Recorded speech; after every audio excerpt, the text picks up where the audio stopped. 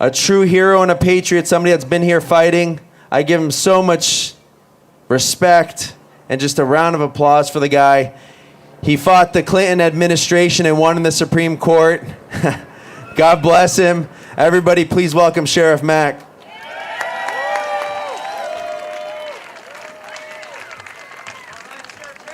Thank you very much. I'm not happy to be here. I'll be here, but I'm not happy to be here. We shouldn't have to be here. None of us should. Wouldn't it be nice? Wouldn't it be miraculous if we had both parties follow the Constitution?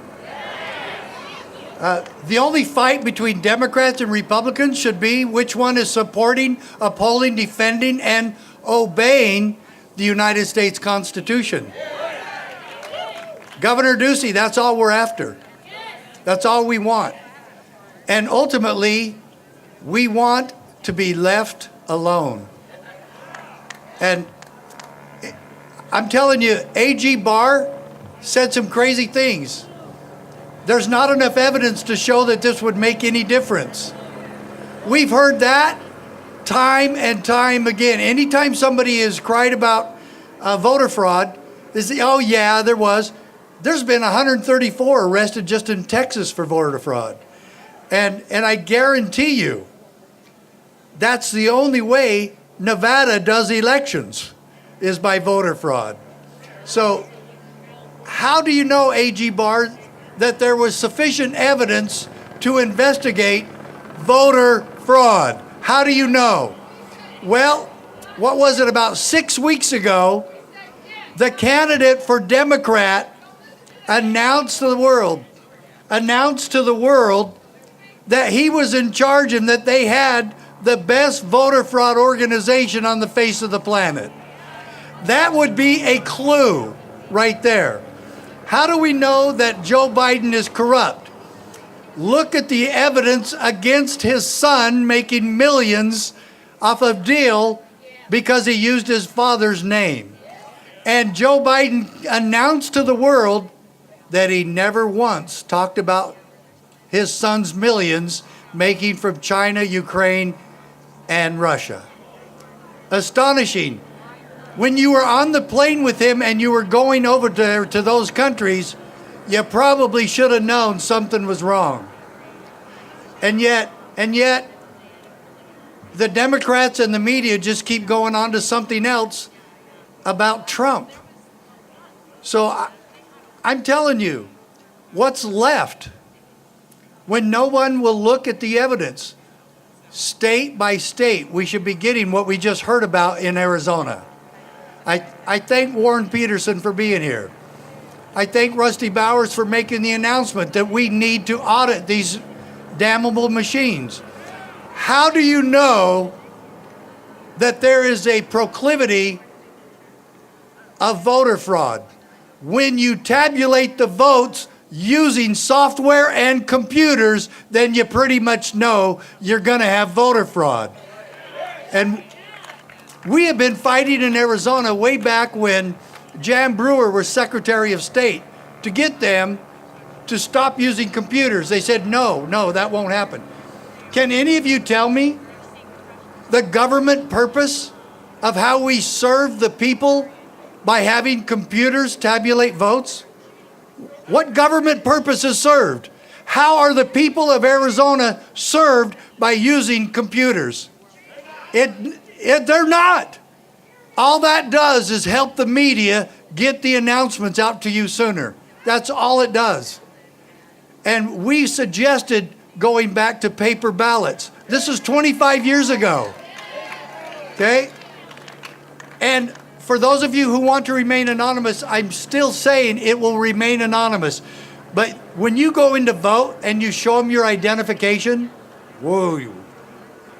And don't call me a racist because I say that, okay? I'm not a racist. But you show your identification and they give you a little sticker and you put that with your name on the ballot and then you sign your name at the ballot after you vote. What would hurt? What would that hurt? You suggest that and the media and the Democrats call you racist. We just want to be able to verify the vote. We're not going to publish any of them. They refuse. They fight against that. You've been fighting honest voting in this country, Democrats, for a long, long time.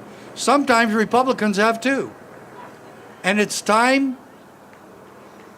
Do we have any leadership in here, in this state, that can recognize when we've gone too far?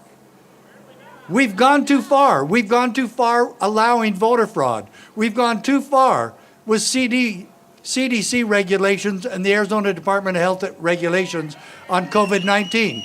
We've gone too far. And all of this is interlinked of the destruction of our Constitution and the destruction of America. We will not stop until we have honest elections and that government stand in the way of those who would destroy our freedom.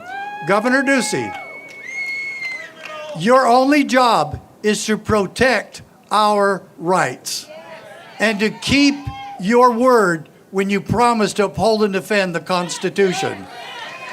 And I would like to say something in closing to my brothers and sisters in law enforcement here in this state. Those of you who work for the Department of Public Safety especially, when people are just simply exercising their right to peaceably assemble, do not take orders from your supervisors to arrest common ordinary American citizens. Stand down. Officers, you also swore an oath to uphold and defend the Constitution. Keep your word. And finally, Thomas Paine, one of our great founding fathers, who was the best author during the American Revolution. He wrote Common Sense. Boy, we could sure use of that today, couldn't we? But he said in there, England, with its army to enforce its tyranny. I ask you, officers in Arizona, sheriffs, Department of Public Safety Director, every peace officer in this state, are you the army that stands with the tyrants, or do you stand with the people and liberty? I ask you to look in the mirror and answer that question.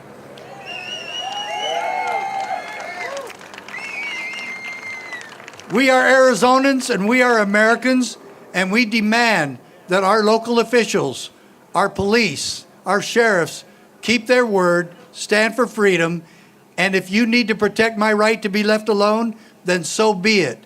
Civil disobedience, we should have our sheriffs and peace officers doing it with us. Yes. So, my dear friends, thank you so much for being here. We have a lot of work to do, but we will not shun the fight. Do you know why? Thomas Paine also said in the American Crisis, if there must be a fight, let it happen now so it doesn't be passed on to our children. Thank you. God bless.